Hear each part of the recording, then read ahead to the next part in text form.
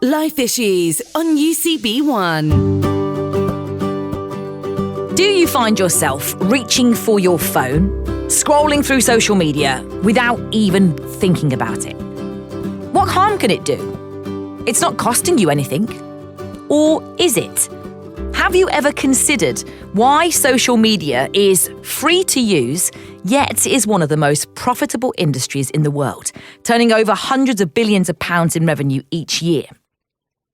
When it comes to the negative impacts of the digital age, we often focus on the harmful content that is so easy to access. The UK government recently passed the Online Harms Bill to address this. But what is this instant, border-free, constantly switched on technology doing to humanity? Is the digital age robbing us of our capacity and time?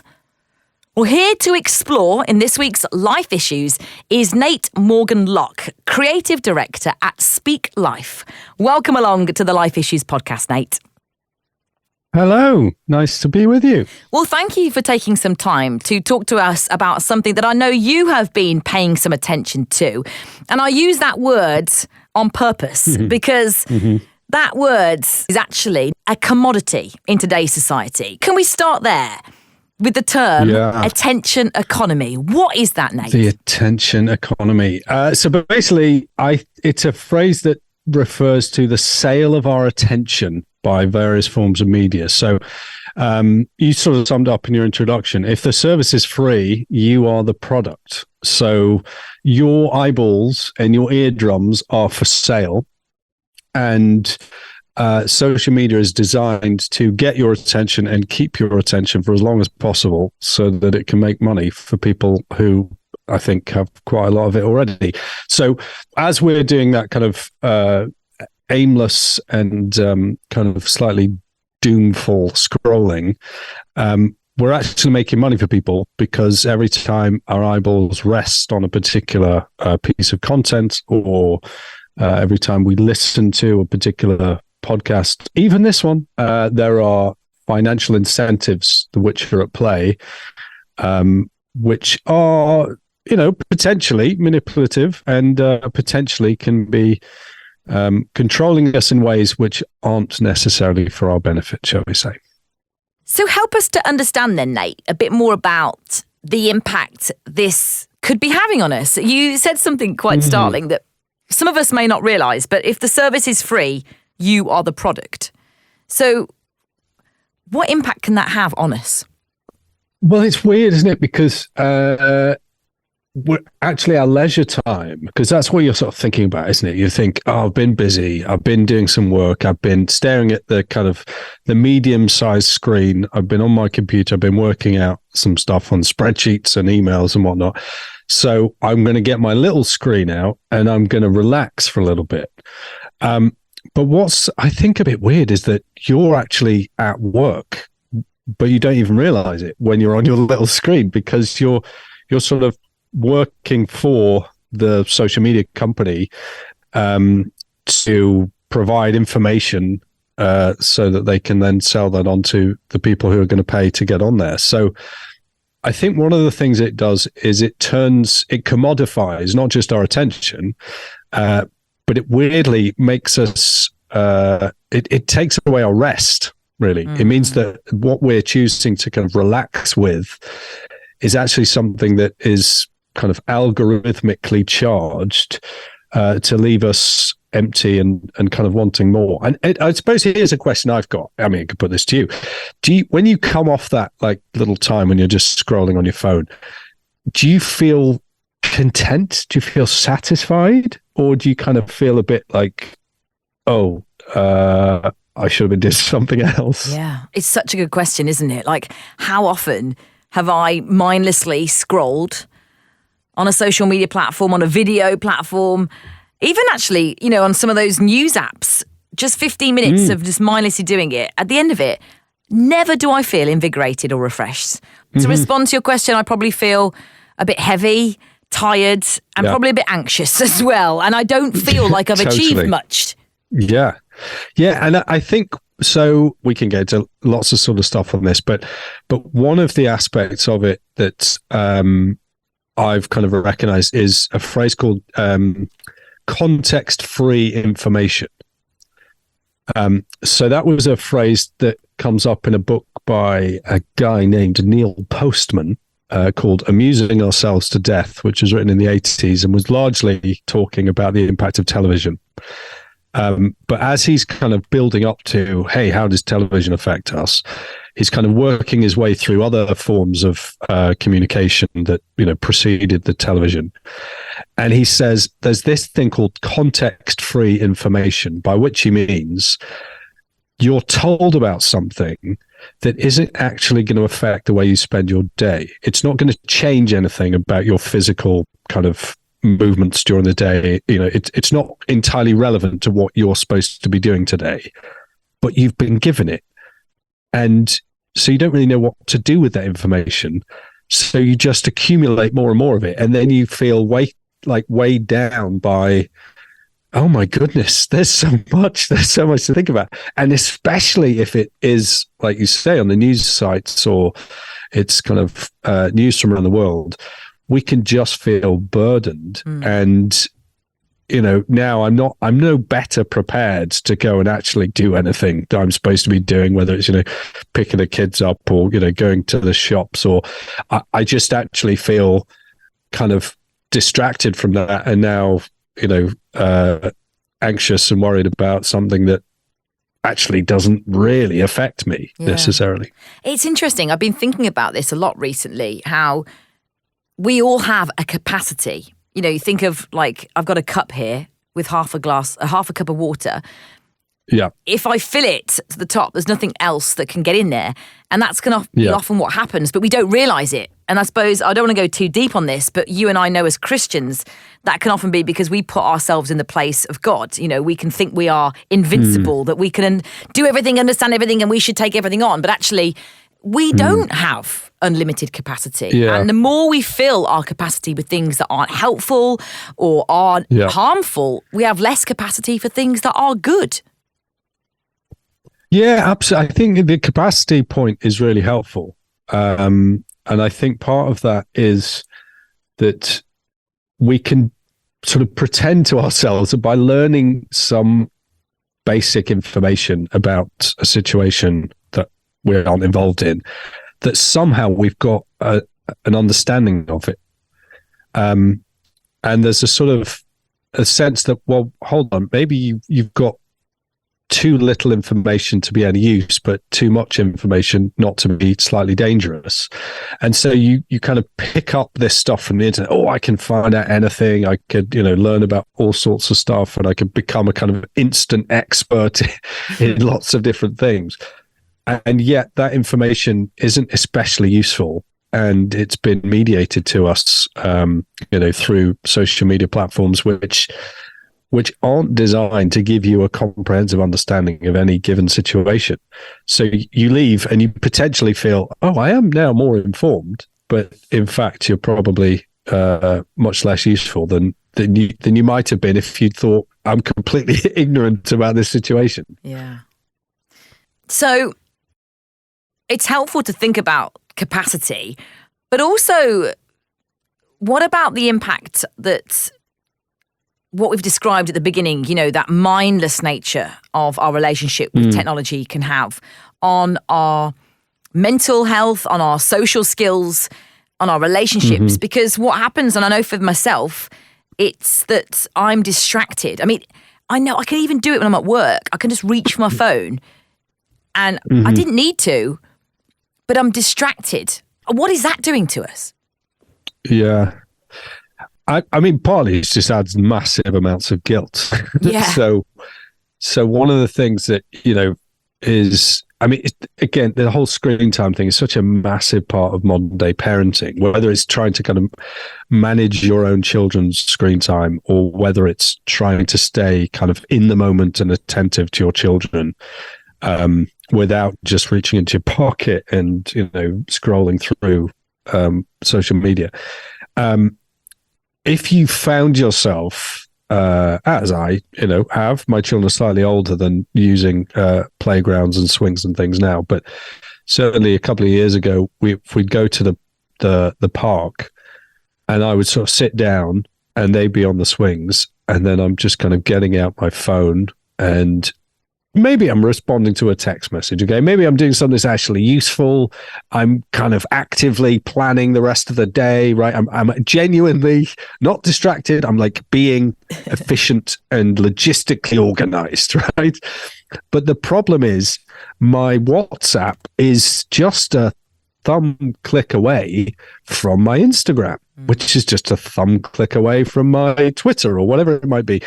And so the lack of barriers between any of these parts of our lives just means that we can easily slip down into the kind of endless distraction of, memes and TikTok dances and silly videos and all sorts of stuff that isn't really our responsibility, and isn't really going to help us in our existing relationships, and isn't going to help us focus on the task at hand, whatever that task might be. And I think the other issue you've raised there, using you as a dad with children example at the park and the playground, what it is doing to our relationships, what you're showing that person in that moment. As you say, it could be, I've had it where I might check the train times while with somebody, but without telling them I'm doing that, they're just seeing me reach my phone and turn my attention away from them.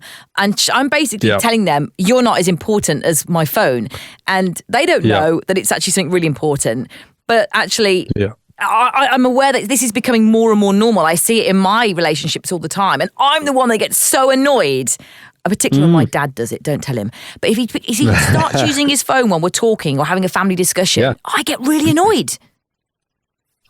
And that's because you don't know what they're checking, because you're exactly right. It could be something that's genuinely important, valuable, and they're solving an immediate problem. He often is. You're trying to find out. Or he's looking up something to do with what we've just discussed. But for me, he's turning his attention away and saying, you're not as important as my phone. Exactly.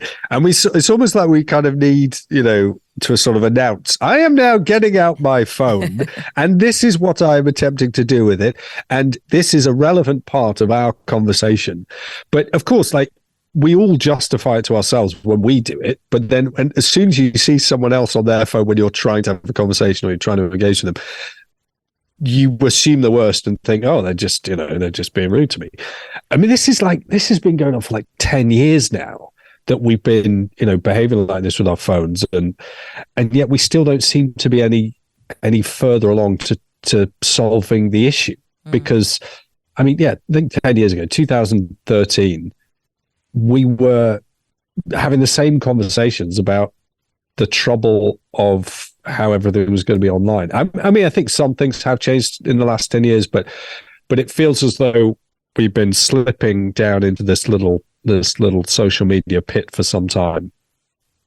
So talk to us then about, we've discussed capacity, distraction. We could easily say then, Nate, right, let's not bother. Let's just, chuck it all in. Let's go offline. But the reality is technology has brought us a lot of good. And going back to checking the train times, I could be at the station, trains are cancelled, I can get my phone out and check when the next one's available. Or, when the bus is late, I can, it's such a useful tool in lots of ways. Social media, we can, like you guys do at Speak Life, which we'll hear more about, the videos that you create, helping us to think. There's so much good. So are we saying then, we should just chuck it all in and not use social media? Or is this, and our smartphones all the time, or is this more about being aware, being intentional, and giving ourselves permission? I think, do you know what? My instinct is to say, I kind of want to go further in the direction of, becoming a kind of tech-free person than I'm even comfortable with. In one level. I think part of that is just because, like I say, we've recognized this phenomenon in our lives for a while now. And part of the challenge, I think, is just us having the honest conversation about it and trying to think through the implications of these sorts of things. Now, as I say, as a parent, when you're trying to control your children's screen time, you think very carefully about how the screen's being used, what it's being used for, and what they've kind of got access to. But we so often don't tend to reflect that back onto ourselves and say, well, what is my amount of screen time doing to my own kind of, not even mental health, but even my own attention span? Like, how capable am I at just sitting and thinking, or just writing something myself and just slowing down and focusing on what may be important. Human attention, we're always giving our attention to something. We can't help but give our attention to things. That's just the way we are. We've been made that way. The question will be, what ought we to give our attention to, and how capable are we of getting ourselves clean from these potentially harmful screen addictions that we might have developed? Well, let's pick up on that point then, going back to attention and the purpose of it, I suppose. You and I know that we were created by God. We're not random. Yeah. We're not here by chance. And there are many different aspects of life that we can explore. And we know we've got this fantastic tool called the Bible. Yeah. What does the Bible teach us about attention? I think the way the Bible addresses this is by saying that God made us to have ears and God made us to have eyes. And that is a fairly simple thing to say, really, isn't it? But it means that what we look at and what we listen to is going to be very important. My two favorite words from the Bible are both actually from the King James Version of the Bible. And they're both verbs, they're both instructions. The first one is behold, and the second one is hark. They're quite old-fashioned, aren't they? Behold and hark. If you tell someone, oh, you should behold, they're like, what on earth are you on about? But beholding is about us giving our attention to a particular vision. And hark is to listen to a particular message or to hear something. So look and listen are vital parts of what it means to be Christians. And we are told to consider creation. God tells us to, consider the heavens as they pour forth their speech in Psalm 19. Jesus says, consider the birds of the air. He says, consider the lilies when he's speaking the Matthew 5, the Sermon on the Mount. So there's an awful lot about what God wants for us, which is concerned with our attention, with our eyes and our ears. Also, not just looking at creation, but looking at God himself. So in John's Gospel, there are three wonderful uses of the word behold. So Jesus before Pilate, do you remember that part in Easter week? It's kind of, I suppose it must be early on the Friday morning.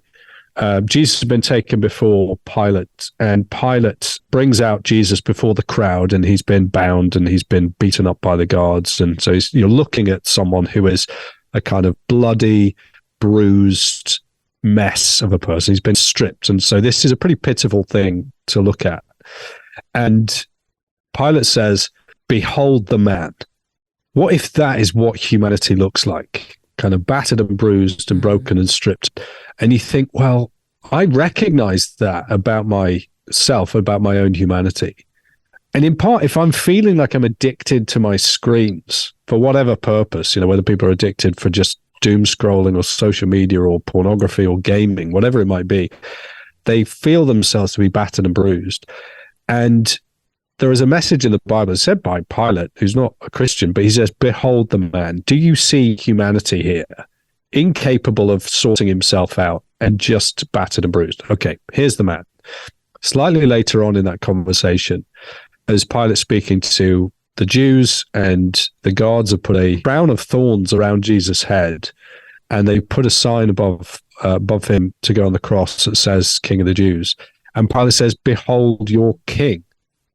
And that's an interesting one to say, not just is this a man like us, but maybe this is a king for us.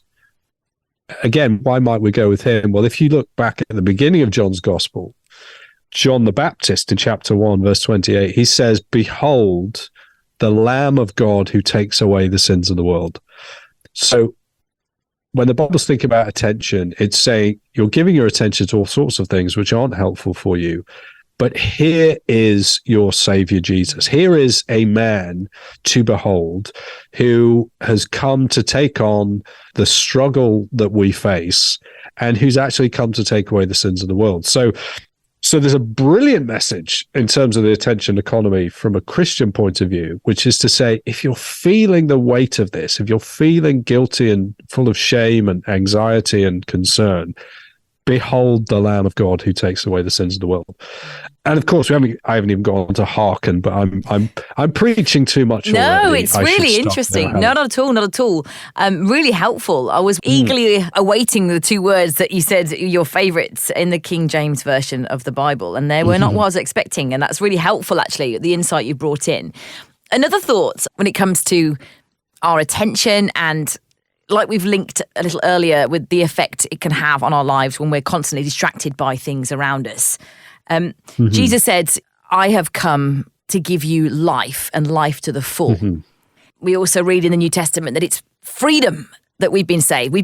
Jesus promises freedom in our life. And I wonder what your thoughts are when it comes to what Jesus can teach us. I don't want to go into a whole new life issues podcast around freedom, but you've already helped us to understand that this doom scrolling, as you call it, mindless scrolling, can actually trap us, and we can be feeling guilty and full of shame, which is not what Jesus wants. So, sometimes I do find as a modern day Christian, I do wish, Jesus, you'd mention the iPhone in the Bible, just so I've got that clear understanding of what I should be doing around it. But when we think about Jesus teaching us that he's come to give us life and life to the full, and that freedom comes through that relationship with Jesus. Like, how do we understand that in a world where our attention is being commoditized, if that's the right word? I have no idea. Commoditized? Yeah. Commoditized? Well, let's go with commoditized. First part of the issue is recognizing that we have a bit of a problem with this. And the more that we recognize it as a problem, the more we're going to be looking for help to solve the problem. And in one sense, we're always going to need support to get through these sorts of things. We've been given to each other in a way. And I think that's one of the great messages of the fact we're part of the church. So, Christianity is a team game. And so as the church gathers on a Sunday morning, it's really kind of encouraging each other to behold and to hark. It's saying, let's go through that Jesus story again.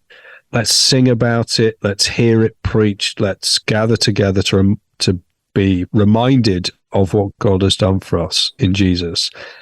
And if this is a significant problem, then as brothers and sisters within the church, which is, one of the ways that we think about being in relationship as Christians, we are called to help each other with each other's burdens. And so the sorts of things that, a child has, screen time limit, you've got to come off now. You've had your, and I'm nervous even to say a time limit, because there'll be some people who go 15 minutes.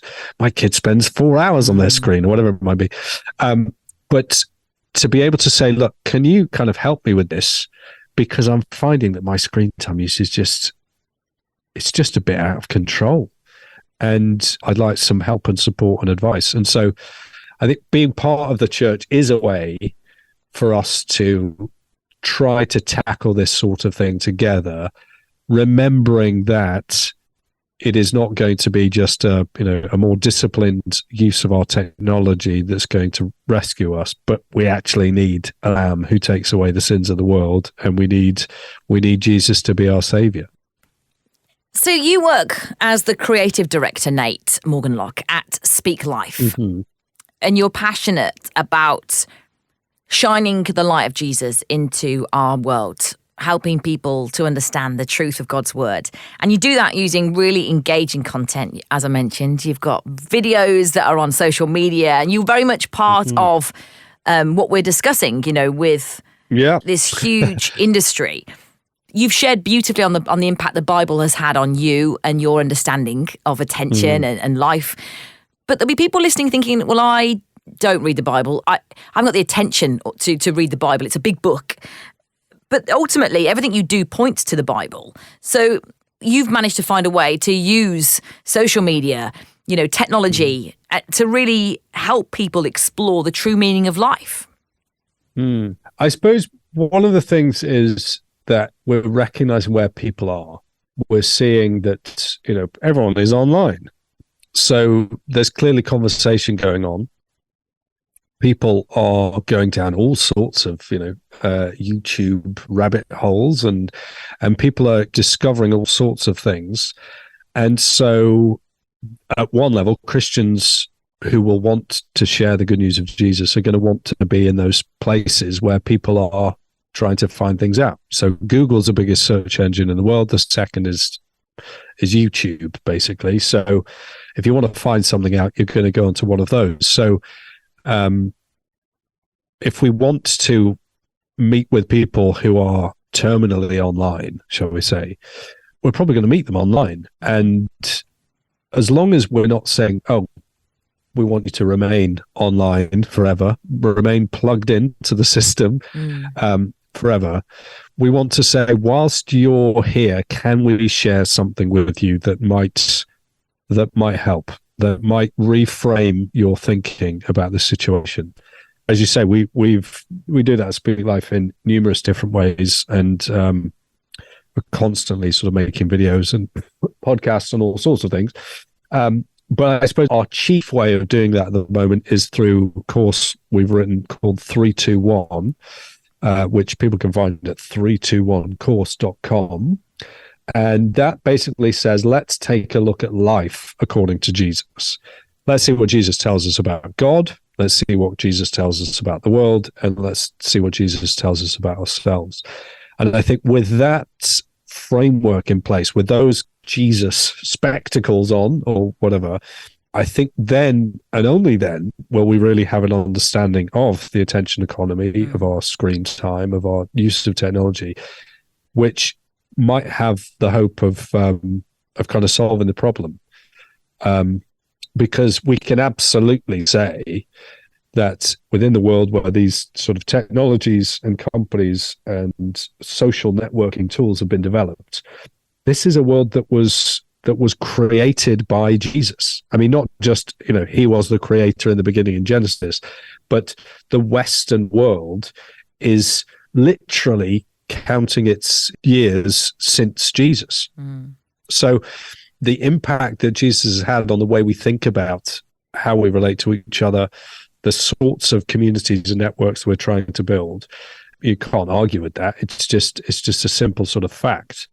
And so I think, as someone who's a committed follower of Jesus and who is looking to share his message, I think the best thing we can do is to behold Jesus and to look at the world from his perspective.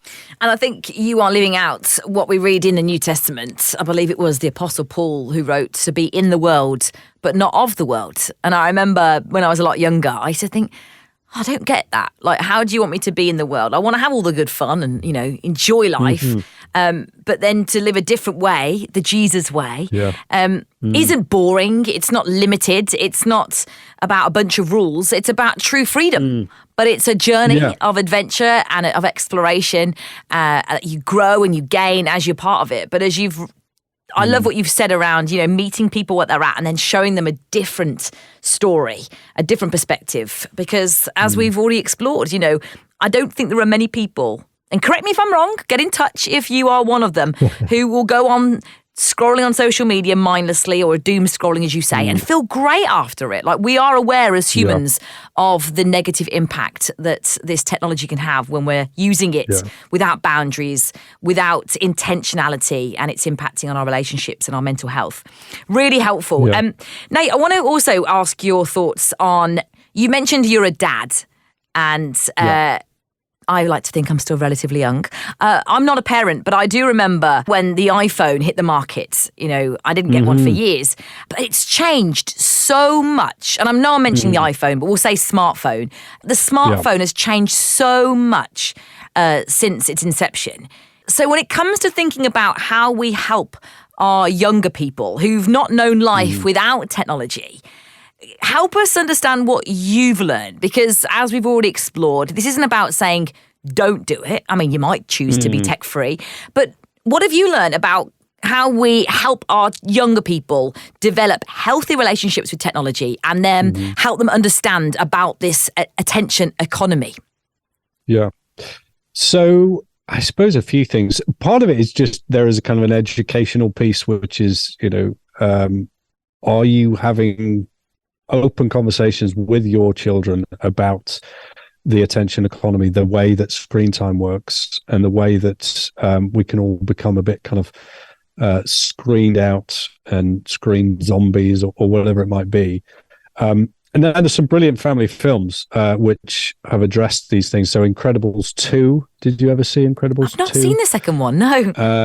Well, the baddie in that is called the Screen Slaver. So that is literally just, kind of saying that the screen kind of gives people these kind of googly eyes and they become easily controlled.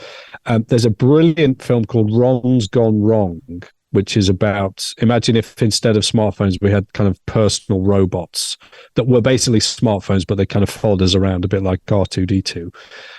That's a brilliant film on this. And The Mitchells versus the Machines, which is another kind of animated movie on this same kind of topic. So everyone's kind of having this conversation anyway, because everyone's recognized, Christian or not, that we all have a bit of a technology problem at the moment, and particularly for kids. So at one level, I want to say, are you just able to have an open discussion with your kids? But at the same time, it's not just going to be done by having a conversation. There are going to be certain things that you do to protect your children, because at the stage they're at, they're not able to kind of make those decisions for themselves. So my kids are, we're in a slightly different situation because my kids are home educated, and one of them's 13, the other one's 11, and they currently both have basically Nokia 3210s. Oh. Do you remember those? The brick ones? I miss mine.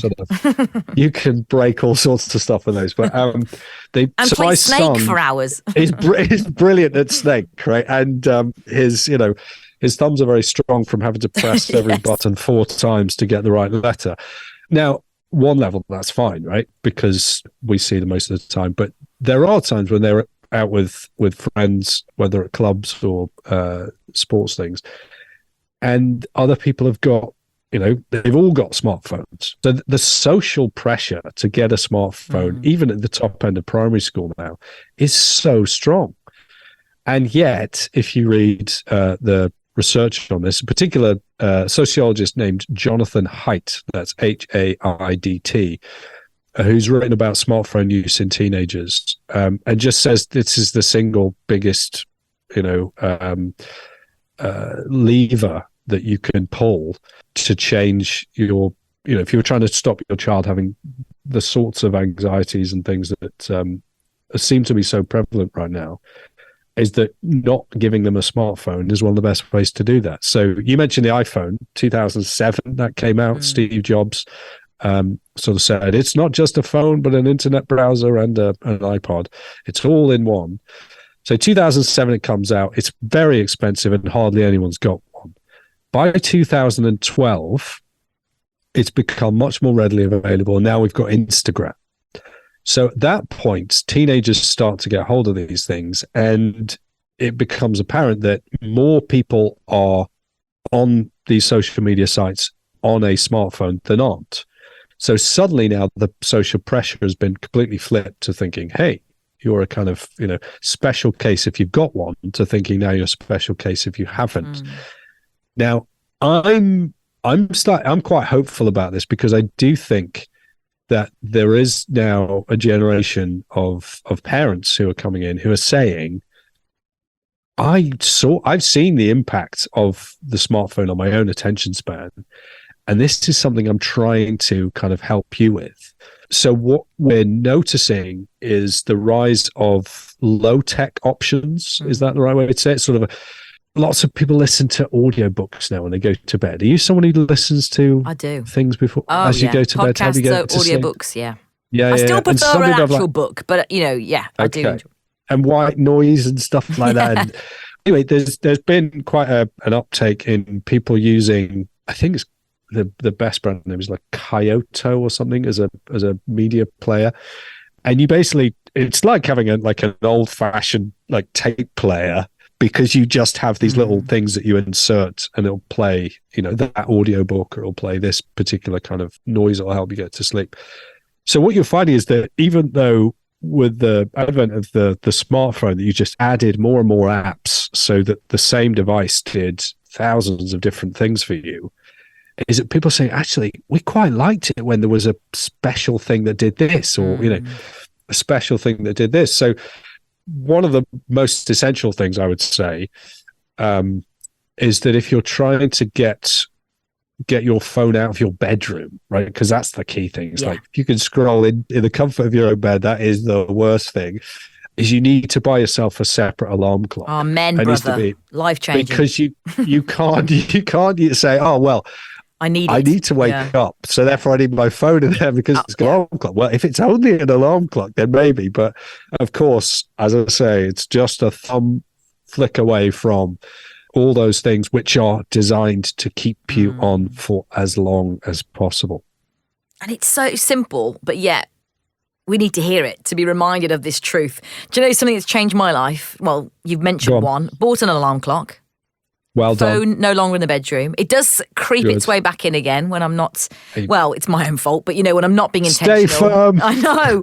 But the other thing that I think people don't realise is that you can turn off notifications. Now, you might do this for certain apps, but WhatsApp, I don't have notifications on my WhatsApp. I have to go into the app to see when someone's messaged. Now, this might cause a bit of discontentment amongst my relationships, but do you know what?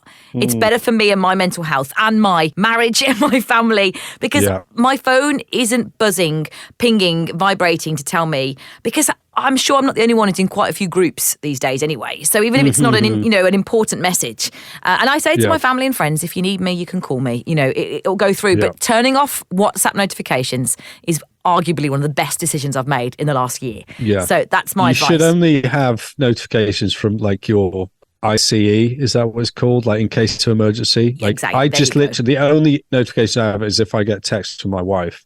Like literally the only notifications I have on. Oh, I see. I don't even do that. I need to do that. I probably should have it in case of emergency. The other thing with it is that the challenge is that you then think, oh, I'll just check. Now that's a dangerous one where you start to think, oh, I wonder what's going on in that sort of thing, because I haven't any red notification stimulation for a while. So I might need to go and little check on the app and that sort of thing. But I think if you've got notifications on, someone is always going to be just grabbing your attention, and you'll find your phone is going to give you notifications about totally irrelevant stuff that as soon as you pick it up, you're, oh, I thought about that, and now you're locked in. Absolutely. And I just want to say something on the infinity scrolling thing. It's a phrase that might sound a bit weird to people, but there were some tests done on something called portion bias. Now, this is basically whereby, as human beings, we like to think it's a good idea to have a portion of something. So if someone tells us that this is what a portion looks like, we're happy to go along and say, okay, I trust you. That's how much I should have. So they did some tests with like a sugar bowl and changing the size of the spoon. So if you double the size of the spoon, then people take twice as much sugar. If you halve the size of the spoon, people take half as much sugar. So they start to recognize that we all like to kind of play by the rules. Oh, that's a portion. Now, when it comes to social media, they also recognize that we love to know that we've had a portion. What they did was they said, we will now have an infinite scrolling platform, which means you will never, ever, ever get to the end of Twitter. You can never get through Instagram. You can only keep scrolling. And TikTok, of course, is one of the worst because, it's just not even showing you what's going to come up next. Now, this idea that we will be kept on there because no one's told us you've finished this page, right? No one's come to say, hey, that's it. You've had enough now. You can put it down. You've finished. Gosh. And there's something quite liberating, I think. You mentioned this when thinking about how Jesus liberates us. There's something wonderful about saying to someone, hey, do you know what? You've had enough internet for the day. You can switch it off now. you'll be fine. Yeah. Don't worry. There's nothing else that you need to read right now.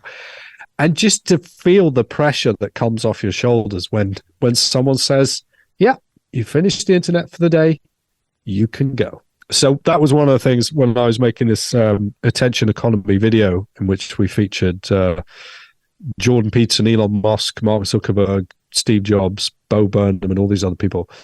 It's just to hopefully make a video that illustrates the point, but also that says, you know what, you can turn the internet off now.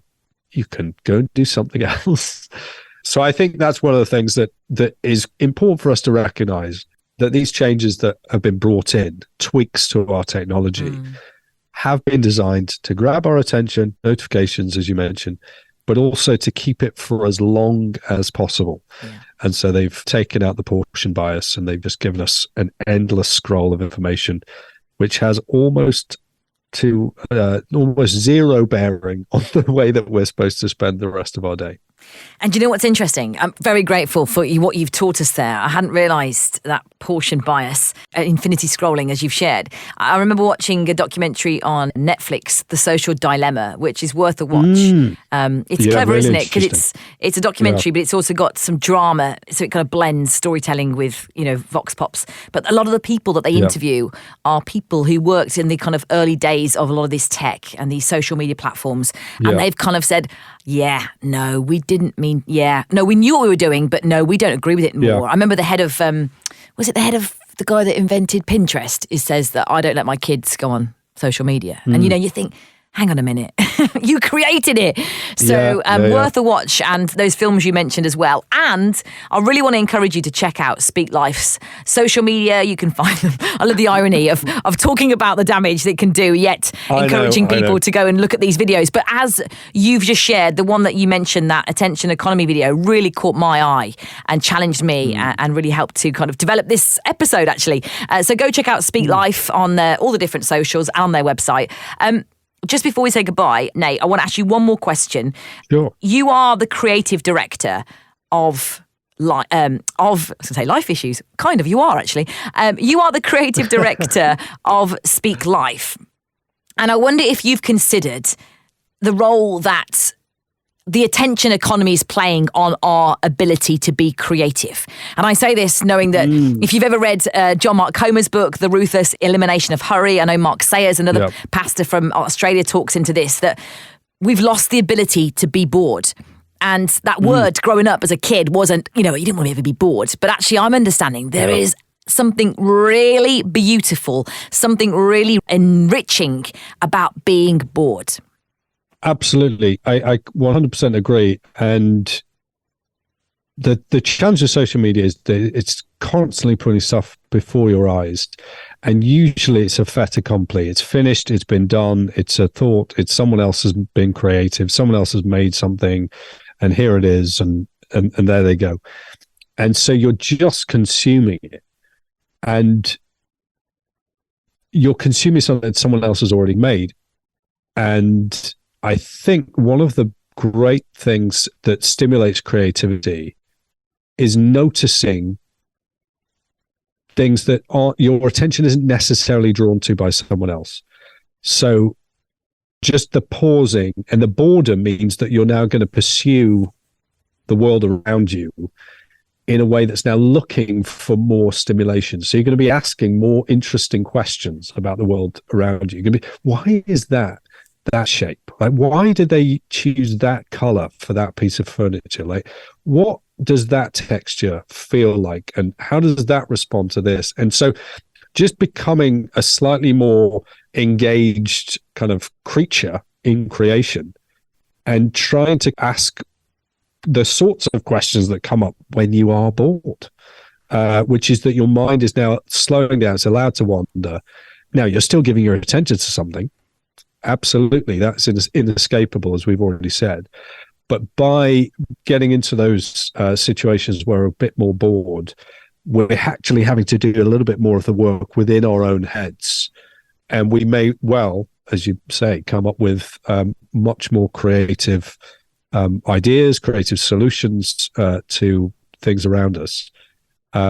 in a way that can feel a lot more satisfying. Now, it doesn't give you the immediate dopamine hit that just watching another video is going to, but also it hopefully won't give you the kind of sugar crash that we often feel when we've just been on screens for a bit too long.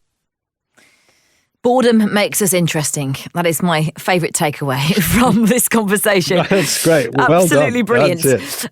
I'll take that too. Absolutely. Speaklife.org.uk is the website to find out more about the work that Nate Morgan Locke is part of. He's an author. You can find his books and articles online as well. But it's been a real pleasure to really explore this topic and hopefully get you thinking, asking more questions and embracing boredom as well. Thank you, Nate. Thank you so much. You've been listening to the Life Issues podcast with me, Helen Lea, and a special thank you to Rachel Gillies for helping produce this week's episode.